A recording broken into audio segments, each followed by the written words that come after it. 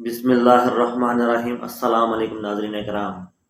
جیسا کہ آپ آج کل دیکھ رہے ہیں کہ لوگ جب کسی کی مدد کرتے ہیں تو ویڈیوز بن رہی ہوتی ہیں، تصویریں بن رہی ہوتی ہیں، اور پھر یہی ویڈیوز اور تصویریں وہ اپنے چینل پر اپلوڈ کر دیتے ہیں، اور یوں کسی نیکی کی مشہوری وہ ایک اشتہار کی طرح کرتے ہیں، اور انہیں یہ محسوس تک نہیں ہوتا کہ وہ کسی کی عزت نفس کو کس طرح مجروح کر رہے ہیں۔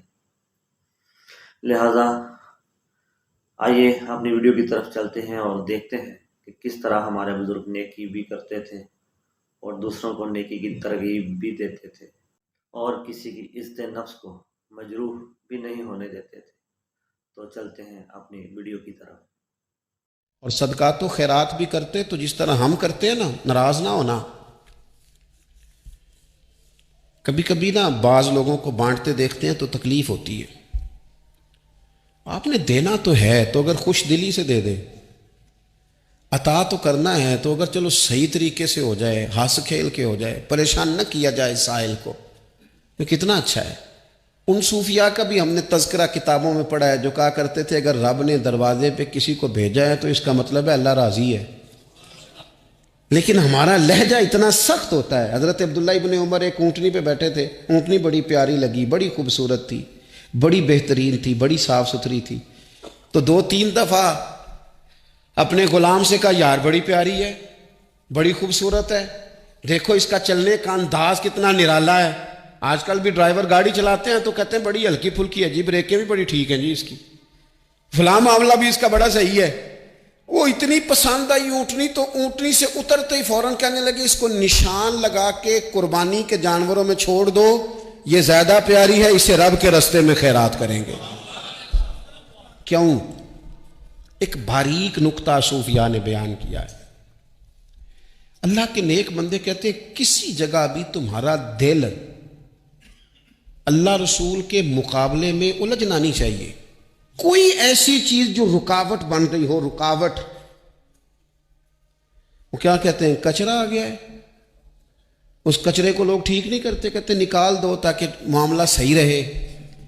ایک چھوٹا سا باریک سا ہلکا سا دھاگے کی طرح کا ایک ٹکڑا اگر کسی وقت گوشت کا آپ کے دانت میں الجھ جائے نا، وہ سارا ذائقہ تباہ کر دیتا ہے۔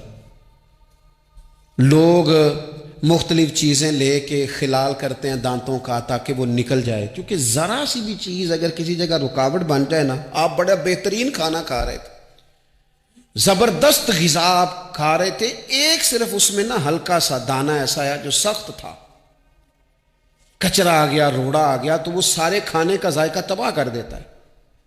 بعض لوگ ایسے ہوتے ہیں کہ ایک بال نکل آئے نا کبھی کھانے میں سے تو کھانا چھوڑ دیتے ہیں، کہتے ہیں یار یہ سارا ذائقہ خراب ہو گیا۔ ہمارے ساتھ یہ ہوا ہے، یہ تو ہے نا دنیاوی معاملات، اسی طرح کا مسئلہ روحانی زندگی میں ہوتا ہے۔ کئی دفعہ نا ہم ماننے کو تیار نہیں ہوتے، لیکن ہمارے اوپر دولت کی محبت پوری طرح سوار ہوتی ہے، وہ سجدے میں ذوق آنے نہیں دیتی۔ شہرت کی محبت پوری طرح سوار ہوتی ہے، وہ درود و سلام کا، ذکر کا، عبادت کا ذائقہ لگنے نہیں دیتی۔ وہ جو کہا تھا نا والذین آمنوا اشد حبا للہ، ایمان والے سب سے بڑھ کر اللہ سے پیار کرتے ہیں، سب سے بڑھ کر رسول اللہ صلی اللہ علیہ وسلم سے محبت کرتے ہیں۔ کیوں کہا گیا تھا؟ اس لیے کہ ان محبتوں کے مقابلے میں ذرا بھی کوئی اور محبت آتی ہے روحانی ذائقہ خراب کر دیتی ہے، ہمارا دل نہیں لگتا، ہم بور ہوتے ہیں، ہم پریشان ہوتے ہیں۔ مسئلہ یہ ہے کہ جس دل میں صرف رب رسول کو ہونا چاہیے تھا وہاں شہرت آ گئی ہے، شہرت کی محبت آ گئی ہے، دکھاوا آ گیا ہے، مال آ گیا ہے، کئی قسم کے ہم نے بت معاذ اللہ اکٹھے کر لیے، اور پھر وہ ساری کیف مستی آئے۔ یہ کیسے ہو سکتا ہے؟ حضرت عبداللہ ابن عمر رضی اللہ تعالیٰ عنہ کے پاس ایک گدھا تھا، ہم پنجابی میں تو کہا کرتے تھے کہ بڑا ساؤ جانور ہے، بڑا دھیما ہے، بڑا اچھا ہے، سواری بھی کرتے تھے اس پہ، اس پر بوجھ بھی رکھتے تھے، اور بھی کئی کام، جانوروں کا چارہ بھی اس پہ رکھ کے لایا جاتا تھا۔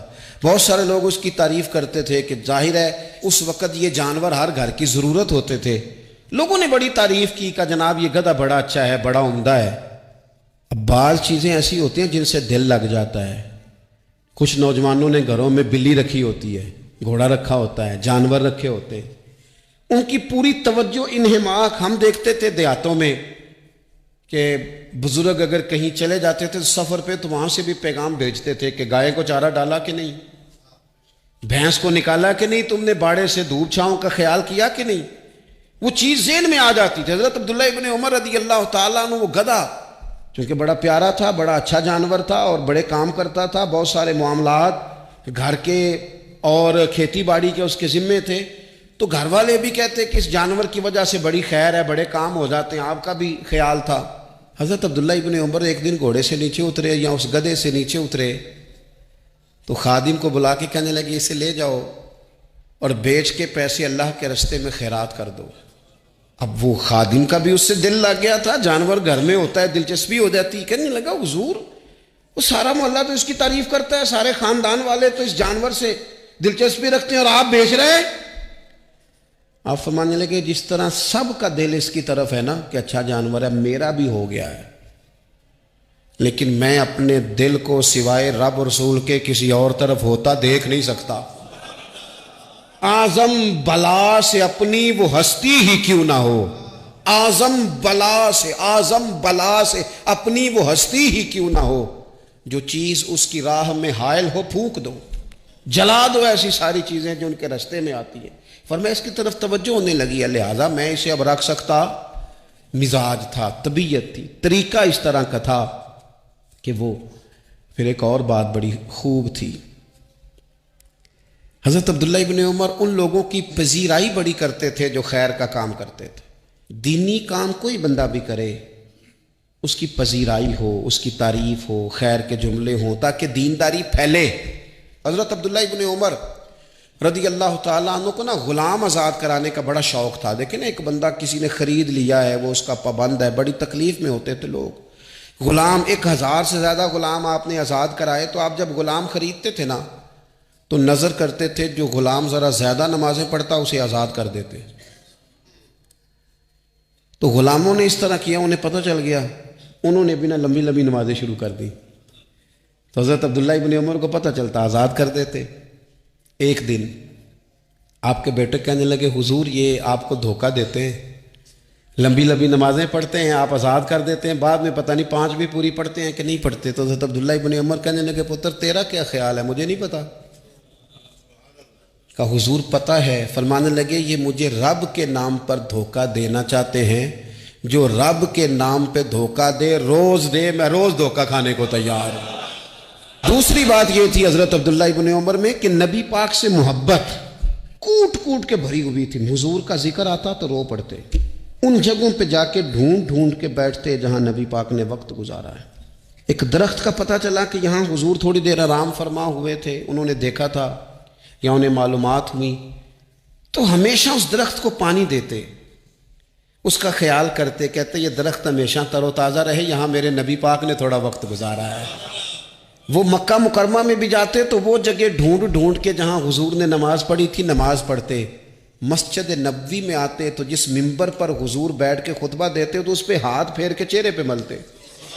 حضور کی قبر انور پر حاضری دیتے، السلام علیکہ یا رسول اللہ کہہ کے اس بارگاہ عالی مرتبت میں حاضری دیتے. حضرت صدیق اکبر کو سلام کرتے، حضرت عمر کو سلام کرتے. پیر سن ہو گئے ایک دفعہ چلتے چلتے، تو کسی نے کہا جس سے سب سے زیادہ پیار ہے نا اسے پکارو، پیر ٹھیک ہو جائے گا. تو فوراً کہنے لگے یا محمد صلی اللہ علیہ. اور یہ امام بخاری نے لکھا ہے الادب المفرد میں، خود امام بخاری لکھتے ہیں کہ حضرت عبداللہ ابن عمر نے یا محمد کہا اور ان کا پیر سویا ہوا ٹھیک ہو گیا.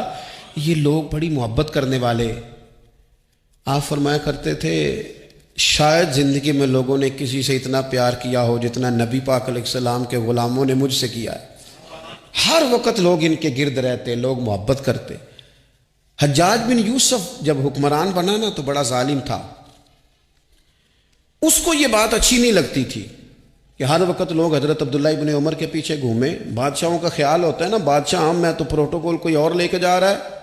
اس نے ایک دفعہ جمعہ پڑھاتے پڑھاتے معاذ اللہ حضرت عبداللہ بن زبیر رضی اللہ تعالیٰ عنہ کے خلاف کوئی بات کی. تو حضرت عبداللہ ابن عمر اگرچہ بڑے صلح جو تھے، صلح پسند تھے، لیکن اگر حق کی بات ہوتی اور اس طرح سے ہوتی کہ کوئی بڑی غلط بات کرتا تو پھر ٹوکنے میں بھی بڑی جرت کا مظاہرہ کرتے. ایک دفعہ اہل کوفہ نے آپ سے مسئلہ پوچھا نا، چونکہ آپ مفتی تھے، لوگ مسئلے پوچھتے تھے. انہوں نے پوچھا حضرت عبداللہ ابن عمر سے کہ مکھی اور مچھر کا خون لگ جائے تو اس کا کیا مسئلہ ہے، کپڑے ناپاک تو نہیں ہوتے؟ تو سوال کا جواب دینا چاہیے تھا نا، ہوتے ہیں کہ نہیں ہوتے؟ تو فرمانے لگے حسین ابن علی کا خون بہا کے اب مکھیوں کے خون کے مسئلے پوچھنے شروع کر دیے۔ اب تمہیں یہ والا خون نظر آنے لگا ہے؟ حضور کی اولاد پاک کو شہید کر کے اب ان مسئلوں میں آئے ہو؟ میں خیال نہیں آتا تمہارے دلوں میں گھٹن ہے حضور کی اولاد کے لیے اور دین کے مسئلے پوچھتے ہو؟ جاؤ پہلے کشادگی پیدا کرو، تیری نسل پاک میں ہے بچہ بچہ نور کا، تو ہے عین نور، تیرا سب گھرانہ نور کا، پہلے کشادگی لاؤ حضور کی اولاد پاک کے لیے، پھر مسائل پوچھنا۔ حجاج بن یوسف نے کوئی بات کر دی، آپ نے ٹوک دیا، تو پھر حجاج نے سازش کی۔ اوہو، اللہ والوں کے خلاف جو سازشیں ہوتی ہیں بڑی گہری ہوتی ہیں، بڑی سخت ہوتی ہیں، بڑے جال بنے جاتے ہیں، بڑا حسد کیا جاتا ہے، بڑی تکلیف دی جاتی ہے۔ اللہ قرآن میں کہتے ہیں محبوب یہ لوگ تجھ سے حسد کرتے ہیں، حسد من عند انفسہم، ان کے دلوں میں تیرے لیے حسد ہے، حسد کرتے ہیں لوگ، دور تک نکل جاتے ہیں حاسدین۔ حجاج نے کیا کیا؟ اس نے ایک شخص سے کہا کہ زہر والا خنجر تیار کرو جو زہر میں بجھا ہوا ہو، اور چونکہ حج کے موقع پہ بڑا رش ہوتا ہے لہذا حج کے موقع پہ لے جانا۔ حضرت عبداللہ ابن عمر جب تمہارے پاس سے گزریں، بادشاہ میں ہوں، لوگ ان کے پیچھے ہیں، جب وہ تمہارے پاس سے گزریں تو ان کے پیر میں چبو دینا۔ جب لوگوں نے ایسے عالی مرتبت لوگوں کو نہیں بخشا، اتنے بڑے لوگ محفوظ نہیں رہے تو ہمہ چما کس کھاتے میں ہے؟ آج کس بات کا شکوہ کرنا؟ حضرت عبداللہ ابن عمر اس کے پاس سے گزرے تو اس نے پیر میں چبو دیا خنجر، وہ زہر آپ کے جسم میں پھیلا۔ جب شدید بیمار ہوئے تو حجاج تیمارداری کرنے چلا گیا۔ یہ دیکھو دوستی قاتل سے بھی مقتول سے یارانہ بھی، خود چلا گیا اور جا کے کہنے لگا جی اگر مجھے پتہ چل جائے نا کہ آپ کو کس نے یہ زخم دیا ہے تو میں سخت انتقام لوں گا۔ تو حضرت عبداللہ ابن عمر نے بھی بڑا منطقی جواب دیا، فرمانے لگے مجھے اسی نے زخم دیا ہے جس نے حج کے موقع پر کسی کو خنجر لانے کا مشورہ دیا تھا، اسی نے مجھے زخم دیا ہے۔ گویا فرمانے لگے ظالم تو خود ہی یہ کام کرتا ہے اور خود ہی تو تیمارداریاں کرتا ہے۔ حضرت عبداللہ ابن عمر شہید ہو گئے، مکہ مکرمہ میں آپ کا مزار بنا دیا گیا۔ تقریباً 1500 کے لگ بھگ 1600 کے لگ بھگ آپ سے احادیث مروی ہیں۔ زندگی حسین گزاری، حضور کی خوشبوئیں ہر وقت آتی رہیں۔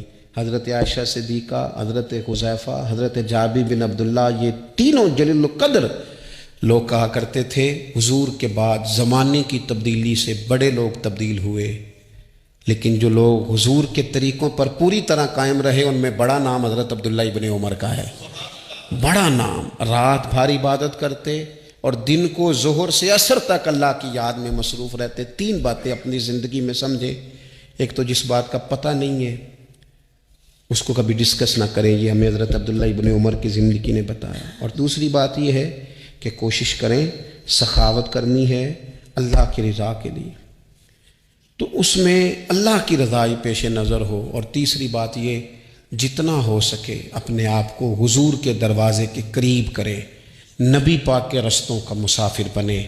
جس طرح بھی حالات بڑے بڑے بدلتے ہیں لیکن اپنی جو اصل ہے نا اس اصل پر ہمیشہ قائم رہے۔ اللہ مجھے اور آپ کو عمل کی توفیق عطا کرے۔ ناظرین کرام، آپ نے سنا کہ کس طرح حضرت عبداللہ بن عمر نے اپنی زندگی اللہ اور اللہ کے رسول کے حکم کے مطابق گزاری، اور جو چیزیں بھی دل کو پسند آئیں کس طرح اللہ کی راہ میں دے دیں۔ اسی طرح ہمیں بھی چاہیے کہ ہم اپنے بڑوں سے سیکھیں اور اپنے روزمرہ کے معاملات میں اللہ اور اللہ کے رسول کے بتائے گئے اصولوں کے مطابق گزاریں تاکہ ہماری زندگیوں میں اطمینان اور سکون آ سکے۔ اور ناظرین، ہمارے مزید ویڈیو دیکھنے کے لیے ہمارے چینل قادری وائس کو سبسکرائب کریں۔ بہت شکریہ۔ السلام علیکم۔